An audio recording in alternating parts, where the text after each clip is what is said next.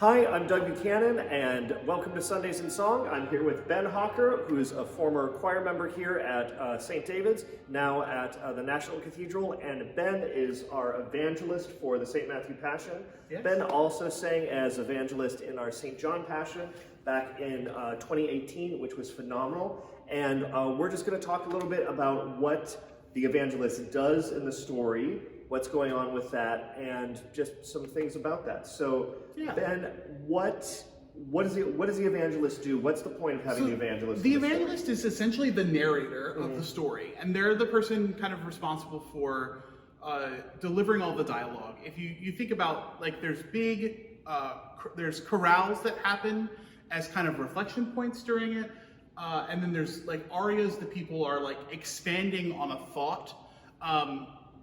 But then the evangelist and many other people, but is kind of delivering the dialogue of what's happening in the show. Mm-hmm. It's kind of like if you go to a musical and there's all the dialogue that's happening, and then they stop for a song. It's set up kind of in the same way, so that everything that's happening in between the songs is being facilitated by the evangelist.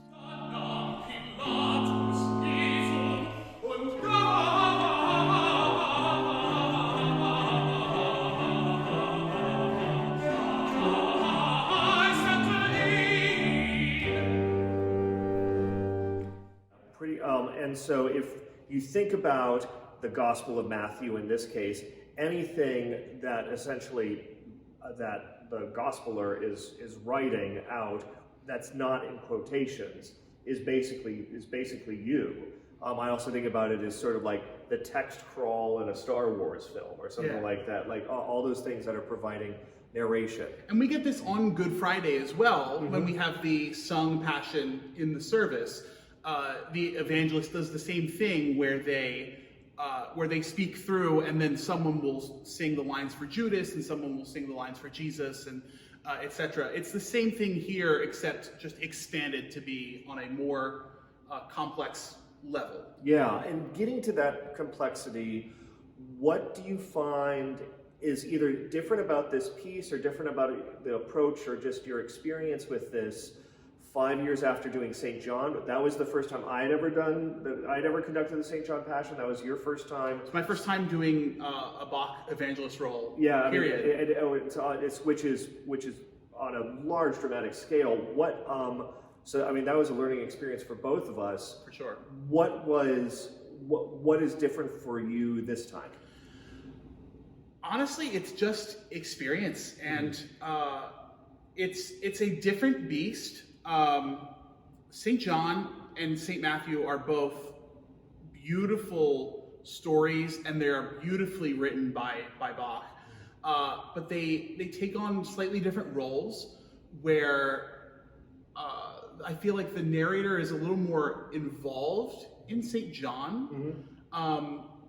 But in St. Matthew, it takes on more like kind of an outside perspective, and it's similar but different in preparation.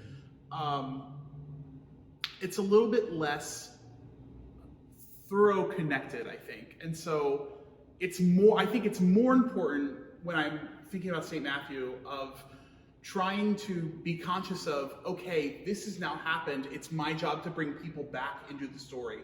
Whereas St. John is a little bit more, the arias and interruptions are a little more in character of everything that's happening. This kind of intentionally takes you out to make you think, and then you have to be brought back in when the action starts again. I think that makes a lot of sense.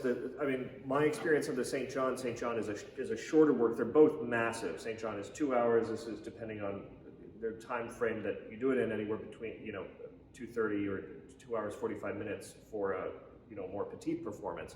But the St. John has this.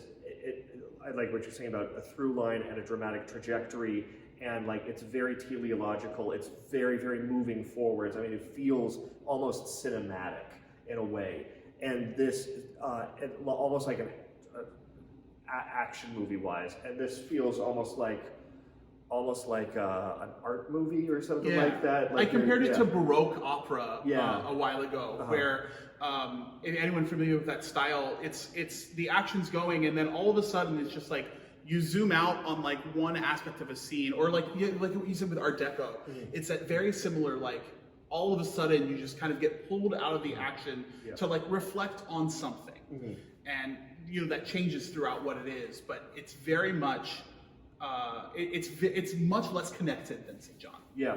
And you spend a lot of time with this, not just thinking about text and notes, which is, there's a lot of both of those, but you also spend a lot of time thinking about character and how you're interfacing with character and how you're reflecting that between tempo choices, timbre choices, and your voice. Can you talk about that a little bit? Yeah, and this is kind of what I was saying too, like when you were asking about what's different about preparing this time, and I answered kind of the technical aspects of what's different about the music, but also I've gained maturity as a musician in the last 6 years, and it's come from I'm very lucky to get to sing at a high level in a large variety of styles. At the National Cathedral, I sing very often with the gospel choir. I sing in a world-renowned barbershop quartet. I'm doing lots of music that is not just this kind of music, and I think that it is, at least to me, it is very important to me as a musician to have that kind of broader aspect of things, and having fluency in so many different styles of music has made me so much better at the other styles. And I feel like I've learned a lot from singing in other styles of music that are really thinking about not just how is it being delivered vocally, but how is it being delivered emotionally? How is it being delivered characteristically? And if I'm delivering a line of dialogue, if I'm setting up Jesus to deliver a message, and I'm setting up Judas to delivering a message, that's two very different thoughts. Right. And it's such a special part of interpreting the evangelist role for me, to really dive into all of the detail of what Bach is giving me, and then also the text that he is using, and finding these different character choices, even for small little details for things. But to really find all of the nuance that is there, and just how can I use every aspect of my voice and my personhood to convey the best possible version of this text. Yeah. Well, you can hear all the work that we're doing on March 3rd at the 48th Annual Baltimore Bach Marathon. It begins at 1 p.m. and the St. Matthew Passion begins at 4 p.m. It's a free event like all of our events. Suggested donation of $10 per hour attended, but everyone is welcome to join and take part in experiencing these wonderful works. Thanks so much, Ben, for joining us. Absolutely, thank you.